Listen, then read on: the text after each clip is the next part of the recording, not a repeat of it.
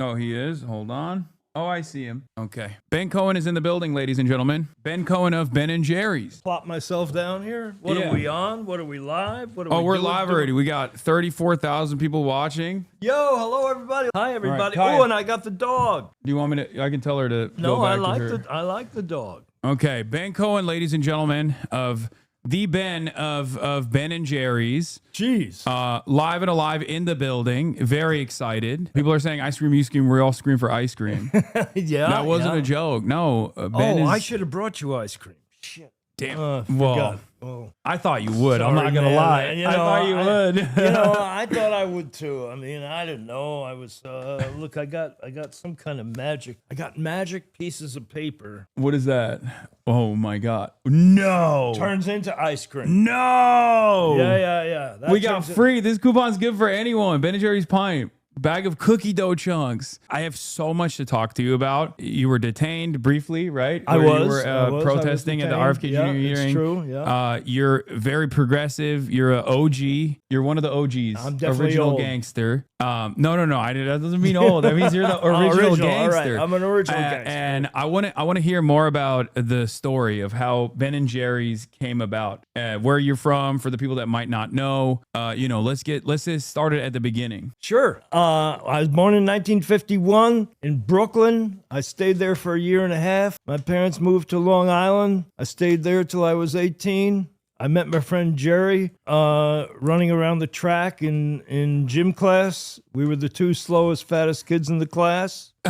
We learned to like each other. We stuck together. I dropped out of a whole bunch of colleges. Jerry went to 4 years straight, tried to get into med school and couldn't get in. I tried to become a potter. Nobody would buy my pottery. We felt like we were both failures. And we decided to start our own business. Our idea was that we wanted to live in a rural college town, and we thought we would take a food trend that was just starting off in the big cities. And But you were there when ice cream was popping off for the first time ever. That's crazy.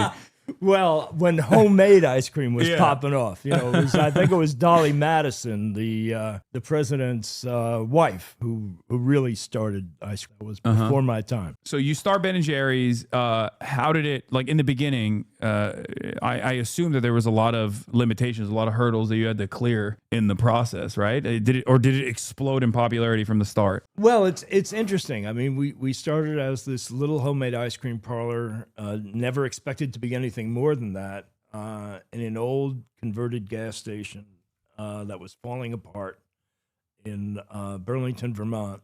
And, in terms of getting business permits back then and health permits and, the fire permit, all that stuff, it was a lot easier than it is now. Oh, okay. So there's kind of less, in that way, there was less obstacles. Yeah. The pesky nanny state hadn't intervened. Right. Bernie Sanders, the devastating, the dangerous mayor of Burlington, hadn't come in yet. He was just running for mayor for the first time as we were starting up. I guess we started a little before him. And I remember being at the incredible, huge celebration in the basement of Memorial Auditorium, scooping ice cream for the victory party. Wow. You were there from the beginning. Yeah. That's crazy. Yeah. I feel like he hasn't changed his look at all. He hasn't changed He has his looked look. like he's looked like he was this age back then.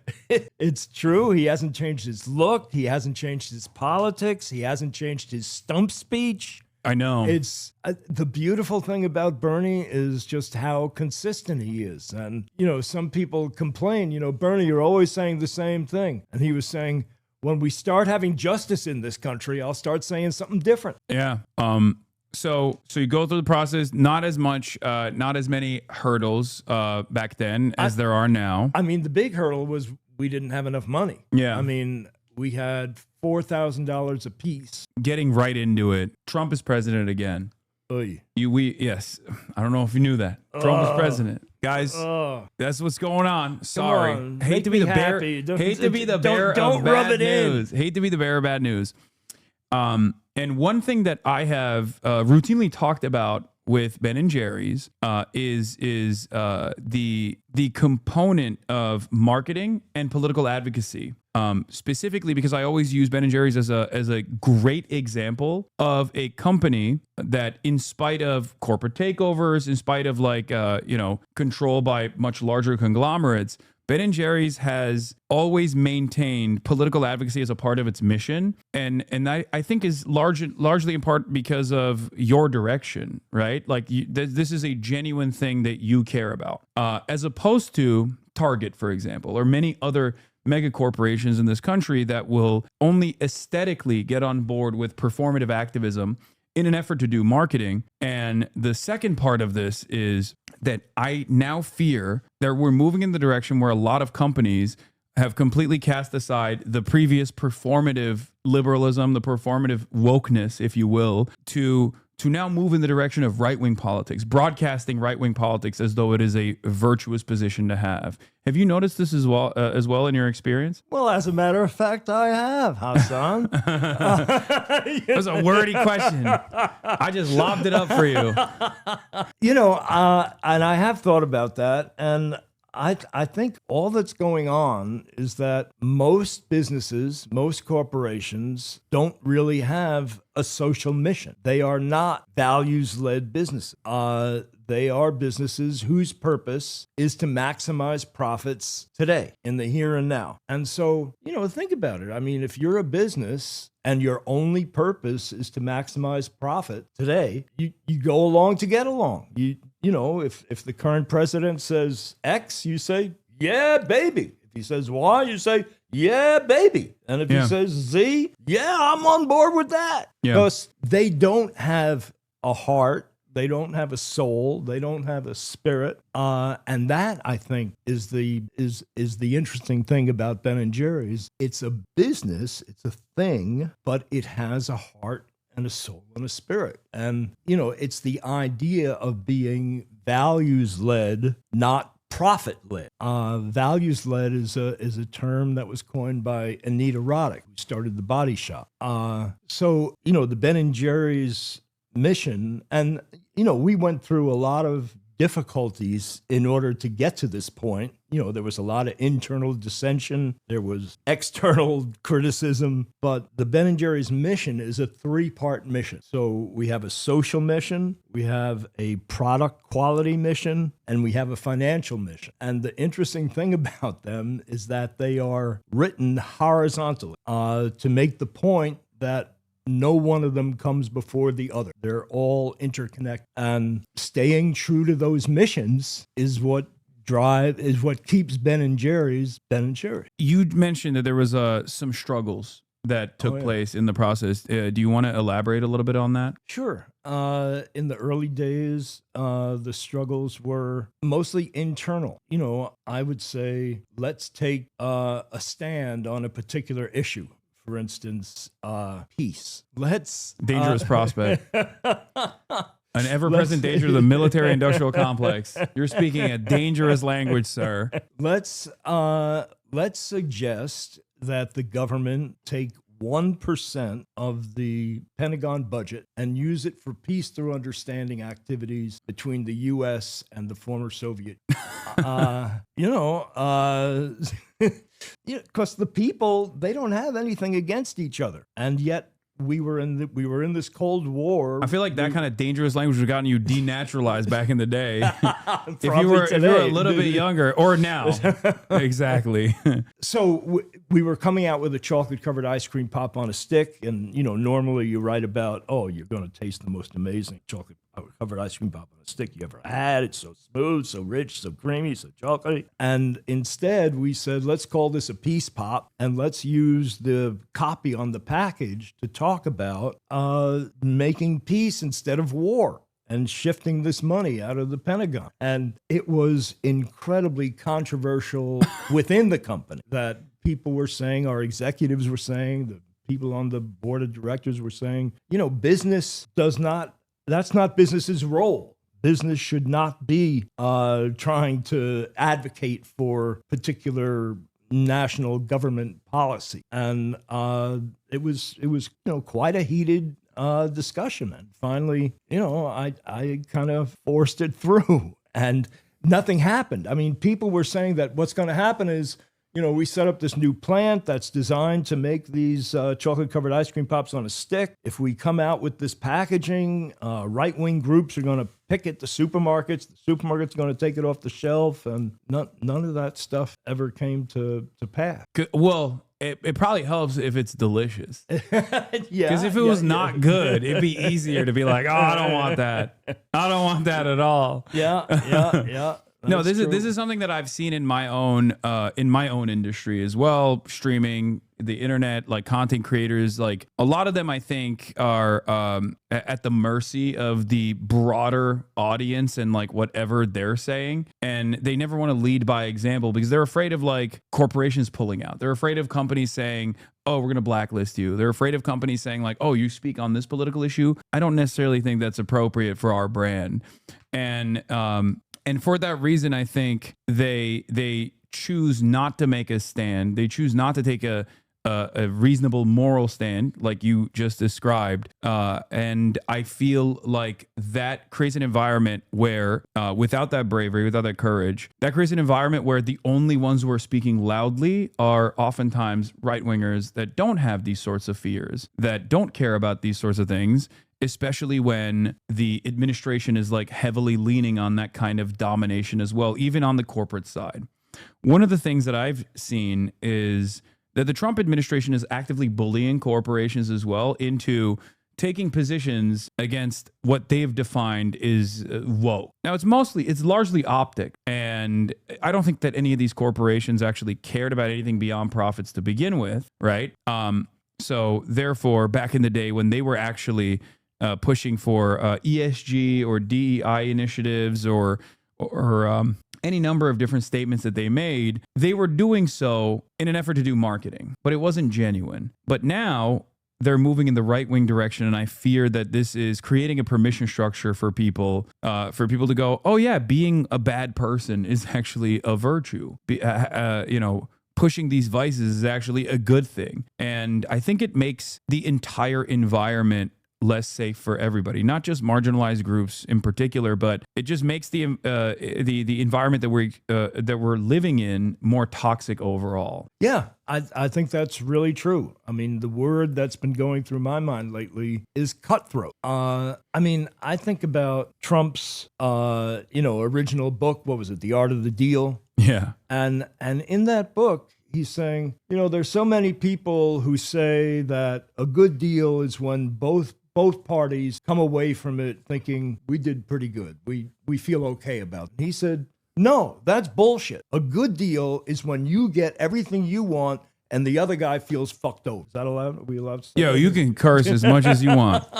Yeah. And he's running the country the same way. Yeah. No, he doesn't care about cooperation. He doesn't care about respecting the other guy. He wants, when he talks about America first, he's talking about everybody else last. And it's not even good for America broadly either. It's just good for him and his buddies. Him and his most loyal servants, basically. Picking apart what remains of this country's carcass for scraps, basically. Dismantling the regulatory agencies and the like. Going back to Ben & Jerry's, one of the positions that I think, or at least was very impactful for someone like myself, was the implementation of BDS to a certain degree at Ben & Jerry's when I believe you guys pulled sales from the occupied West Bank. Do you mind talking about that a little bit? I want to be clear that we did not, what we were doing was not BDS. What is that? Boycott, divestments, and sanctions. Boycott, divestments, and sanctions. What we were doing was our ice cream was being sold in Israel. It was being sold through a licensee that was also manufacturing the product. And we told them that we don't want our ice cream being sold in the West Bank because we disagree with how Israel is treating people West Bank. And somehow or other, the ice cream showed up in the West Bank. Mm-hmm. And we went back and forth on that for a while. And eventually we said, hey, we really mean it. You need to pull the ice cream, not sell the ice cream in the West Bank. And so then we refused to renew that licensee's contract on that basis, and so the ice cream was not sold in the West Bank, and Unilever, who is the parent of Ben and Jerry's, owns Ben and Jerry's at the moment, was doing a lot of other business in Israel, many other brands, many other products, and Israel kind of came to talk to the Unilever guys, the top Unilever guys, They call the managers. Right. And they said, I mean, if you don't take care of the situation, we're going to kick you out of Israel, for all your products, all your business. And so what Unilever did was they sold the rights to Ben and Jerry's to an Israeli, and now Ben and Jerry's in Hebrew. They didn't sell. You can't write it in English, but is now available anywhere in Israel or the occupied territories, I guess. But it's not called Ben and Jerry's. It's in Hebrew. It's in Hebrew. It's Hebrew letters that I guess are pronounced Ben and Jerry's. But that was illegal according to the terms of the contract, the acquisition agreement that was made with Ben and Jerry's when they bought Ben and Jerry's. Ben and Jerry's has an independent board of directors who is responsible for the social mission and the essential integrity of the brand, marketing, and the product quality. And so that move by Unilever usurped the power of the board. And so the board sued Unilever, and there was an out-of-court settlement, and now the board is saying that Unilever did not live up to the out-of-court settlement, and so they're suing Unilever again. Oh wow! So okay, that's the. I didn't know there's still ongoing. That's the current. They're like, no, the West Bank has to get Ben and Jerry's. They're adamant. I mean, this is a part of, I think, a much broader, much more complex influence peddling operation that has taken place in America to basically get as many people on board, or to completely diminish like some of the most violent aspects of Israel's occupation over the course of the past 80 years. Do you want to talk a little bit more about that specifically, considering that you were also protesting against the Trump administration as well on this issue? Were you there with the Code Pink people, or were you there separately? When I was in D.C.? Yeah, when you're in D.C. We were there separately, but Code Pink was being very supportive. Yeah, and they were very. You know Medea Benjamin? I know her very well. She's the goat. I love her. She's great, and so she was very helpful in terms of getting me into that committee hearing. Oh, she's the best at that. Yes, I don't know how she does it. I don't know how she does it either, because for decades now. They ought to know who she is by now. No, she just finds a way to sneak into everything. Well, I guess it helps to be kind of small. Yeah, yeah. So, but Code Pink was also very helpful in terms of creating the video. When I was being walked in zip ties down the hall, it was Code Pink that was prompting me with the right questions and doing the videotaping. Yeah, I guess it's not taping it. Video filming, video clipping. They're good with clipping. That's what the Zoomers say now. They say clips. Clips. All right. Yeah. Video. They were clipping. They were clipping. Yeah, you had here another thing that a Zoomer was saying. I'm 34, but like a younger generation would say you had aura. That's the new term. What if you're old? No. When you're doing something cool, you have aura. Aura. You had a lot of aura. All right. That's what they say. All right. That sounds good. Yeah, you got the clip. Well, you got aura too, man. Oh, I think we got aura together. We're blending our auras. You got the OG aura. You got the young G aura. I'm not. My audience says I'm unk. So they say I'm old. You're like really old? Yeah, they say well, I'm what old. the hell am I? You're at that point. You're ancient. That's why you're OG. You're OG. OG. There's Unc and then there's OG, and your OG status. So do you want to talk about your experience in general? You're Jewish, and you grew up in Brooklyn, and then in Vermont as well. And I was wondering like how your opinion on Israel evolved throughout time, if you don't mind me asking. No, be my pleasure. So I went to. When I was in like elementary school, I went a couple of afternoons a week to a thing called Center Island Jewish.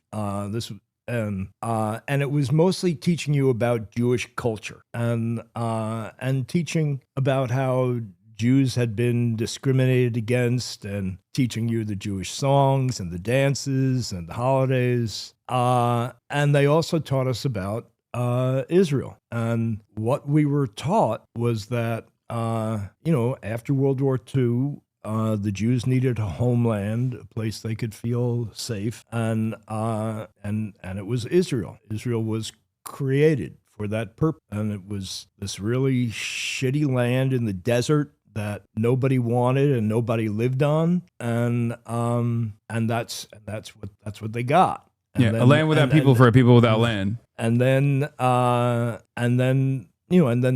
Jews, with the help, the Jews who moved to Israel with the help of the international Jewish community, ended up creating this very vibrant, highly developed society and culture. And what we were told was that the Arab countries, the Arabs who lived around them, were kind of jealous of that culture. That development, that quality of life, and so they made war on it. And so that's the way I thought it was for a long time. And I understand that on both sides there's people that have screwed the other side, and I don't know, one guy starts making a war and then the other guy starts making a war. I mean, I'm sure sometimes Arabs were responsible for some of the horrible things, sometimes Jews were responsible, but that's as I understand it. So what was a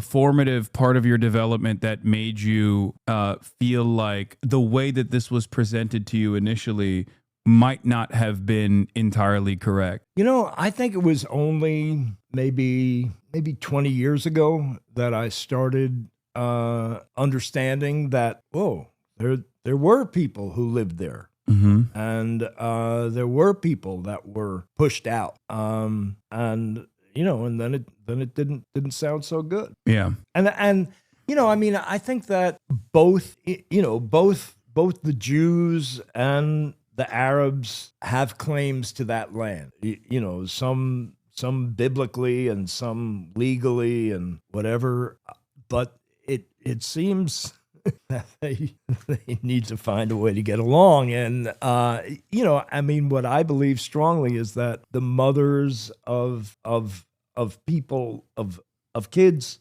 on one side don't want their kids to die, and they don't want their kids killing the other guy's kids. And I'm aware of all these efforts at peace, and that almost created peace, and then some extremist on one side or the other screws it up. I don't know what to do, but the one thing that I know is that you can't mistreat people. That forcing people in Gaza and the West Bank to live in what the UN has called essentially an open-air prison is not going to work. That people don't take that lying down. And what would happen if people in the US were forced by some occupying power to live in? Yeah. I use the analog of aliens because there is no equivalence with the asymmetry of power, because America is the most powerful nation on the planet and has been so, especially in the aftermath of the dissolution of the USSR. It's uncontested, right? 800 military bases all around the world, constantly in a state of permanent warfare, imperialism, military occupations everywhere, or military bases everywhere that is masqueraded as a security contract that they have with all of these other countries. And therefore, it's virtually impossible for us here living in the heart of empire, living in the United States of America, to ever comprehend what that would look like unless it was like an infinitely more technologically superior force that could control us in this way. Americans are so powerful, I think, that we invent enemies to be afraid of, whether it be Russia or whether it be China. We invent people to be afraid of that could do to us what we've done to the rest of the world. But you're absolutely correct. if there was some kind of superior force that came in and displaced a lot of Americans in the same, ironically, the same way that we did to the indigenous population on this land originally, and then partitioned off different segments of American soil, created a stateless system that had no contiguity for Palestinians or for the Americans in this equation, of course people would fight back. It's the perfectly understandable position. I would say in the past 22 months, the societal attitudes, even in the Western world, has broadly shifted in the exact opposite direction. Do you feel like that will lead to a more meaningful conclusion? As someone who has been aware of this for 20 years plus now, especially, do you feel like societal attitudes have shifted? Well, it seems like just in the last month, more and more people around the world and in the United States are understanding that what Israel is doing, aided and abetted by the United States, is mass murder. Call it slaughter, call it genocide. I don't think it matters much which term you use, but it's intentionally, massively slaughtering people. And no, it's the moral issue of our time. Yeah. And the people of the world say, this is horrible. This needs to stop. We will not allow this. And yet the leaders of our countries go against the population and continue to kill, mothers, fathers, sisters, brothers, sons and daughters, families just like ours in some other country in our name. That's what gets me about it, is that they're doing it with my money and in my name. Yeah, absolutely. I do feel like the changing societal attitude, at least, is like going to cause a generational divide that hopefully will lead to better outcomes for the Palestinian population down the line. Of course, they are running out of time. They don't have time at this moment. One thing that I've noticed, and I'm wondering how you feel about this, is that this has become such a moral stain that is so undeniable, that's so undeniably wrong, that it's almost making people in the Western world question whether we have a real democratic process at all. Do you see that as a warning for American politicians in general? That, like, if they don't pack this up? Yeah. We do not have a democratic process. We do not have a democracy. We do not have government of the people, by the people, for the people. We have government of the money, by the money, for the money. And we So, I mean, a big part of it is we need to get big money out of politics. But, the most hopeful thing that I'm aware of is Mamdani, winning the primary in New York. And, he ran on, on a platform that says, let's take care of the actual everyday needs of people so that they can afford to have a decent place to live, that they can afford to buy food, that they can have a decent livable wage. And these other guys, the Democrats and the Republicans, have said they don't give a shit. Have mouthed the words, oh yeah, we care, we love the children, but you look at the federal discretionary budget, which I just happen to have with me here. Let me see. That's, you just walk around with that? Yeah, I walk around with the federal discretionary budget. Somebody has to, somebody has to pay attention here. What? Wait a minute. Here. This is the 800 military bases. Oh yeah, you got it right there. Here, hold that. Put it up there. You know where to put it. That's amazing. And this is the discretionary budget. So all that big red stuff, that's what's going into the Pentagon. And then you got veterans, which is essentially retired soldiers and injured soldiers. Mm-hmm. And those little slivers, that's the stuff that we really want. That's the stuff that we really need. That's healthcare, childcare, housing, education. It's absurd. So let's talk about Up in Arms. You got the hat on. I got the hat. Yeah, I got the hat. And you got some pamphlets with you? I got this shirt because... I was just with those guys, but I was going to wear this shirt, but I'm giving it to you. Oh, wow. Thank you so much. Congratulations. They gave me a shirt. I give you a shirt. It's kind of like passing it along. Hell yeah. Thank you. Yeah. So what's Up in Arms' mission about? So Up in Arms is a campaign to get the issue of federal budget priorities, of taking care of the American people, of reinvigorating the American dream, making it possible to achieve the American dream by shifting money out of the Pentagon into those things that we care about. So the idea is to get that to be an issue in the upcoming presidential elections in 28. Yeah, that sounds like scary talk. Someone's got to keep funding Raytheon.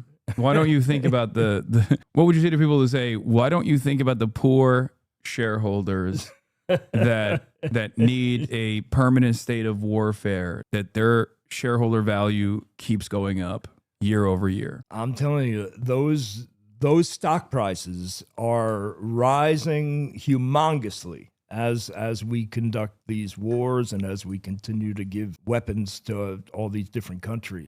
They just love war. The small war business is good business. Yeah, small business of Raytheon, Lockheed Martin, Boeing, Northrop Grumman, and many others. Now also we have the tech bros that are moving in this direction as well, because they realize that's like the last part of the imperial coffers that they could raid with very limited repercussions, if any at all. And you can have these expansive budgets and constantly drive up costs. But of course, so I think of it as these pigs feeding at the trough. Yeah, no, absolutely.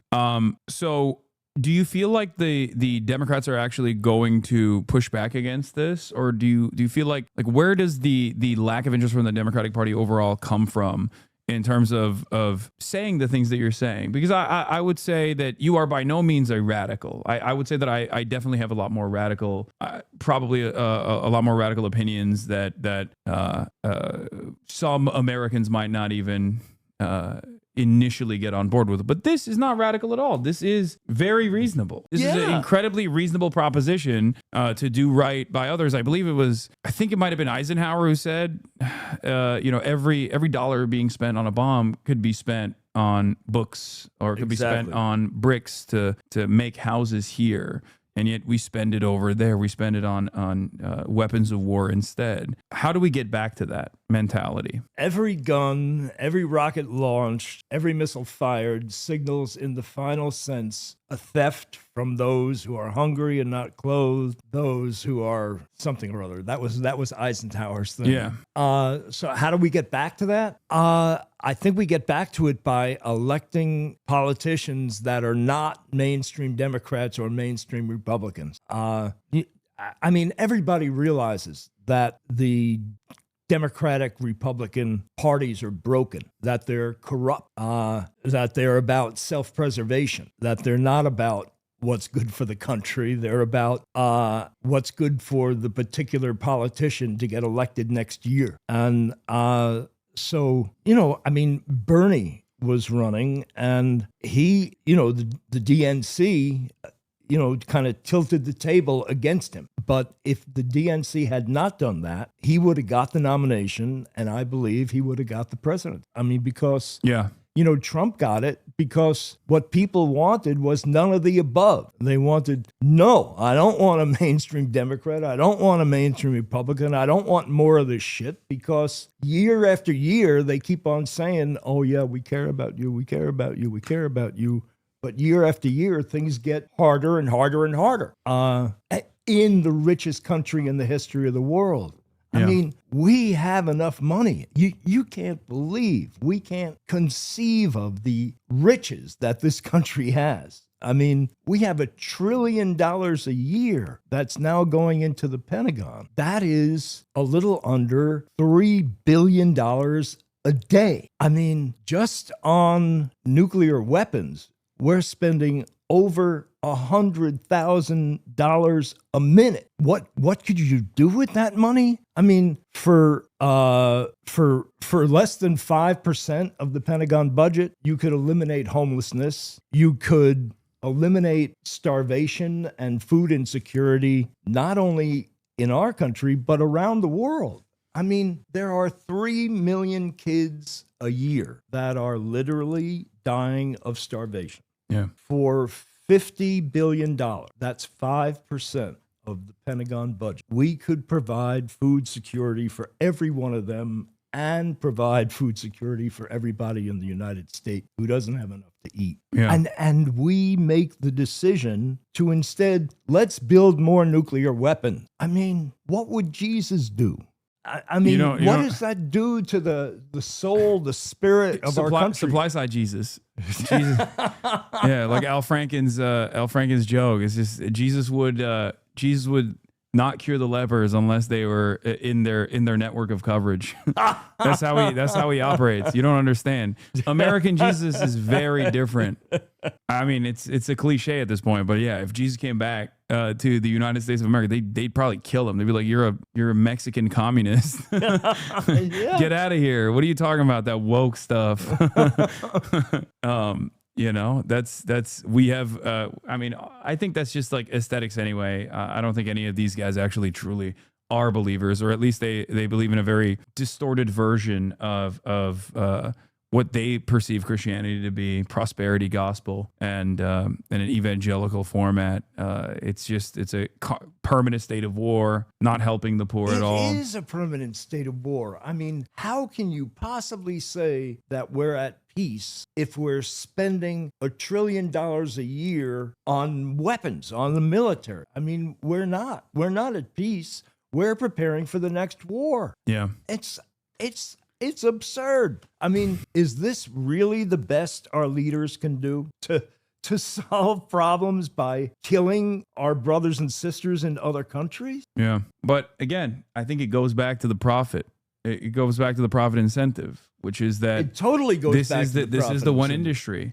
I mean, there are other countries out there who spend far less in their military development that end up doing far more in terms of developing their countries. There's many reasons to criticize China, certainly in their own internal affairs. They've done a litany of things that I personally find unfavorable. Having said that, they also engaged in tremendous development internally over the course of even the war on terror sliver of American history. But I wish we would also focus on internal development, rebuilding our infrastructure, and instead of relying on the initial gains made by the New Deal that we've been eating off of that victory for a very long time, for far too long. That's why all of our infrastructure is crumbling. I mean, China reduced poverty in their country by, I don't know, 800 million people. Some huge percentage. I mean, while in our country, the spread between rich and poor gets wider and wider and wider. Yeah. So that's what I always point to. That's always present. But then people hear that and they go, "Oh, you love China. Why don't you go live there?" It's like, okay, maybe. I mean, if the government keeps doing what it's doing, who knows? I mean, there's problems in our country. There's a lot of screwed up things that our country does. I'm sure there's a lot of screwed up things that China does. Yeah. But what the big thing that the U.S. does is it says that we must have full spectrum dominance militarily. That any country that starts to develop economically or starts to develop militarily is automatically considered to be an enemy. It's the official policy of the United States to not let any country become developed militarily or economically. And as soon as one does, like China, that for that reason only, China becomes an enemy. Yeah. And why? Yeah, they produce 30% of everything that we consume. So it's additionally crazy. And you see that with what Donald Trump has been doing now with this like universal tariffs regime. I mean, you're a business guy. I was wondering what your take has been on the way this like almost Nixonian madman theory posturing that Donald Trump has implemented in terms of global trade, even though we designed it in a way that benefits us, benefits the American consumers, where we just basically hand off IOUs to the rest of the global South, and then we extract their natural resources and also their incredibly cheap, incredibly affordable labor that we've kept to a reduced level in perpetuity. Now Donald Trump is saying, for no real discernible reason, we need to restructure global trade, and we don't have the manufacturing base, I don't think, to protect some kind of domestic domestic manufacturing. So I'm all out of ideas as far as like trying to figure out what Donald Trump is doing, but I wanted to hear your perspective on it. What's he doing with global trade? You want me to try to figure out what Trump is doing? Yeah, I'm not a business guy. I'm a Twitch streamer. So the way I see it is that when Donald and I were growing up, we're kind of contemporaries. Manufacturing, having a job in a manufacturing business in a manufacturing operation was a secure job, was a good job. You had good pay, you had good benefits, you had a good pension. There were unions, and so people were making more money. They had a better quality of life. And he thinks that by bringing manufacturing back to the U.S., that'll come to be again. The problem is that manufacturing has now become so automated that you go to these manufacturing plants and there's hardly anybody in them. Yeah. It's all robotics. Yeah. So, and not only that, but also my advocacy always been, I've been to Japan a bunch of times at this point, and when I go there, one of the things that strikes me is that there's a lot of the population is very old, and there are a lot of old people that still work in jobs that don't necessarily require a person to work at all. The example that always comes to mind is like the guy that sits right outside of some kind of like utility truck that is working on the side of the road and just like waves people away with a wand. That job could be delegated to a cone with a light on it. But there's a reason why that person is doing that job. It's almost like the Walmart greeter job, right? Where they do that not because that's a redundancy that needs to be eliminated. They do that deliberately so that like that person has a job. And the example I always think of is automation is not necessarily a bad thing. It's not supposed to be a way to displace the existing labor force. It's supposed to eliminate the burdens of the labor force so that instead of working, 8-hour shifts, you work 4-hour shifts. Our mindset on this is, or has been, because we're constantly invested in improving profit margins, even though profit rates have a tendency to shrink, is to displace the most malleable aspect of commodity production, which happens to be labor, constantly depressing wages, looking for secondary markets where we can move manufacturing to. That's what global trade has created for the American labor force. And ultimately, my suggestion always is automation isn't necessarily bad. Domestic manufacturing isn't necessarily bad. It's just that we have to ensure that there are still people that are working, even if they're not really doing anything. There's just a person that's just sitting there just to collect the check for sanity, for social cohesion, so that the system doesn't collapse. Well, there's definitely stuff that needs to be done. There's more than enough jobs that need to be done. You think about the infrastructure. There's a lot that needs to be done there. We need more teachers. We need more childcare workers. But I understand what you're saying, that automation is reducing the number of people that's required to make stuff. And what should be happening is that people should be working less hours and getting paid more money per hour. The problem is that the workforce is becoming way more productive. Yeah. Thanks to robotics and computers and whatever. But all that productivity, all the profits from all that productivity is going just to the 1%. Yeah. And no, that's what we need to change. I mean, why don't we how about having like a rational minimum wage in the country? Yeah. I mean, or the a federal minimum jobs wage program. The minimum wage is $7.50, right? Yeah. I mean, there are people that are working and getting $7.50 an hour, which is ridiculous. Yeah. And I don't know what it will take to have this kind of like dramatic restructuring, this redesign, because I feel like what I see from American politics has been this endless sea of cruelty and lack of interest in moving this country in a positive direction. And that, I think, is devastating for a lot of younger generations that still have that, I guess, naivete where they think they can just go out on the streets and protest and maybe even make change happen. And our system basically is designed in a way where we just stamp that naivete out. We stamp that hopefulness out. And then we make people feel like change is never going to happen in the positive direction. And it pushes people in the direction of nihilism. Well, I think you're right. Yeah. I think that, like I say, Bernie was a force against that nihilism, and I think that Mandami is, and then there's another guy in the Midwest. Omar Fateh.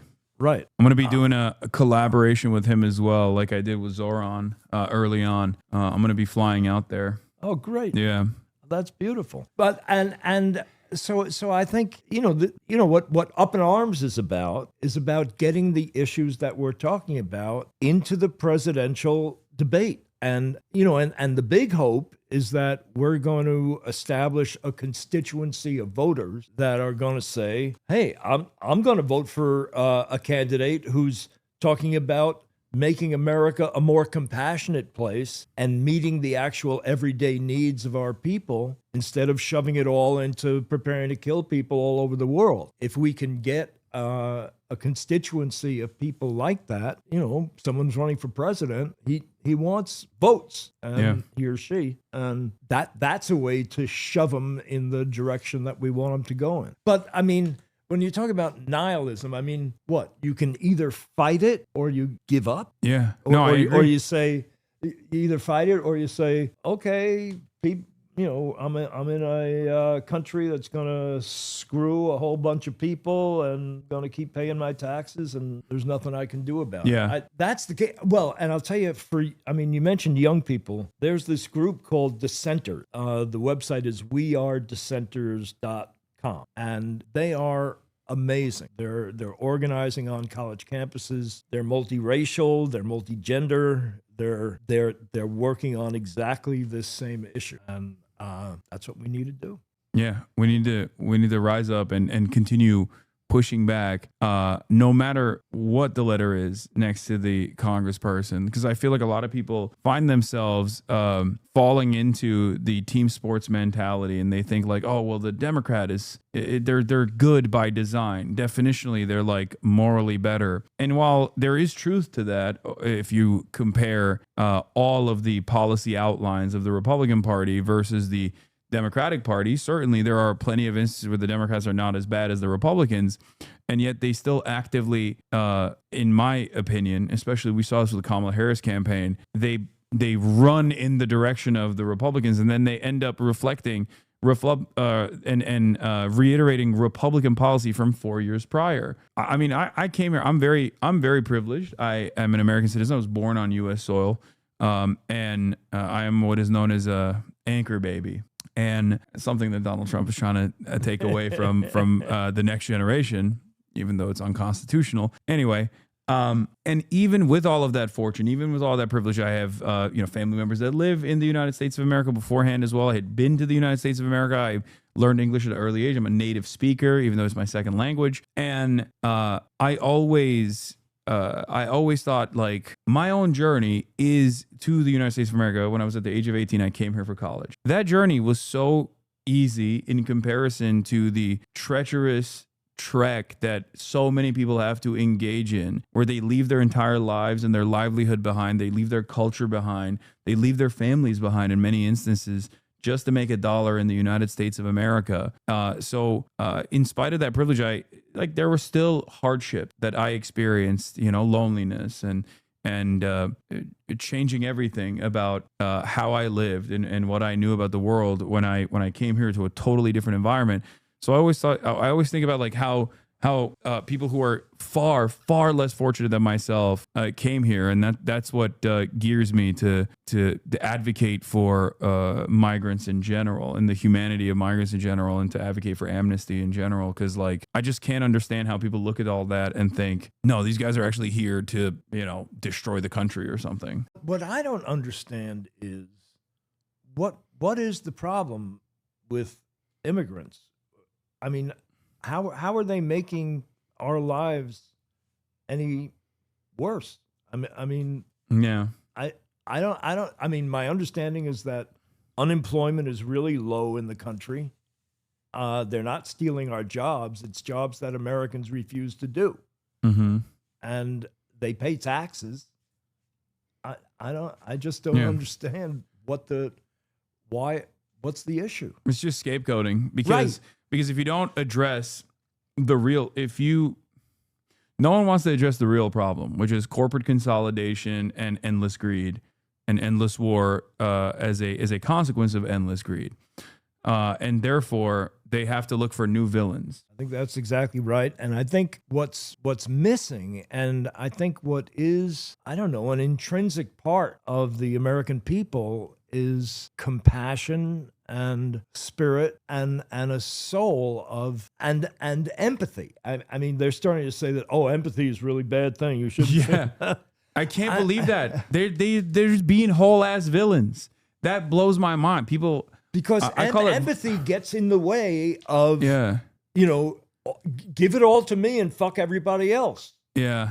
We don't care about those other people. Fuck them. They say violent empathy or toxic empathy. Right. That's crazy. It's just, I call it vice signaling. Because conservatives used to say like, oh, you're virtue signaling, which is, signaling that you're more virtuous than you actually are. The underlying premise is you must be faking it, right? But it's still basically is an admission that like the thing that you were advocating for is virtuous. Nowadays, I think conservatives are vice signaling, where they say things like empathy or toxic empathy and actively push for toxicity, actively push for more violence and more harm to others. It turns into this incredibly weird, immoral proposition that they're running off of. That's the horrible part. I mean, I think that most people believe that there is some kind of spiritual aspect to our lives. As you give, you receive. As you help others, you're helped in return. And it's the same for countries. As you give, you receive. As you help others, you're helped in return. I mean, the major way that the U.S. interacts with the world, especially now that, Trump has cut off, the measly aid that we used to give out. Yeah. The major way we interact with the world is at the point of a gun. Yeah. 800 military bases all over the world. Yeah. Okay. I'm gonna switch because you've been here for a while now, and I want to take up more of your time. And thank you so much for coming on. My pleasure. This has been a wonderful conversation. We got to switch gears and talk about ice cream. Oh, all right. That sounds like fun. I'm a huge ice cream fan. I'm a major ice cream fan. I love ice cream sandwiches. What do you think about, because I know Ben & Jerry's did like low calorie ice cream for a little bit. I don't know if you guys still do it. Yeah, I think that was a fancy. Yeah, it was so it's forced on us by our corporate parents. So you're not on board with that. What do you think about all of the protein infusion with like there's this like new wave of all forms of like treats being all forms of treats having like a lot of protein. You don't believe it? Oh no. I believe a treat should be a treat. I believe ice cream should be rich, creamy. I think it should be that there should be calories to it. There should be butterfat in it. You're just not supposed to make it your meal for 3 meals a day. One meal a day is okay. I mean, I once worked on this caloric daily intake thing where, if you only substitute a pint of ice cream for 1 meal a day, mm-hmm. You could eat lettuce and rice the rest of the time and you'd be fine. Damn it. This was all a trap. I brought you in here so I could convince you to not only You brought me in here because you thought I'd bring you ice cream. Yeah, well that, but then also I brought you in here because I thought I could convince you to not only do low calorie ice cream again, but also on top of that do protein ice cream. Oh God.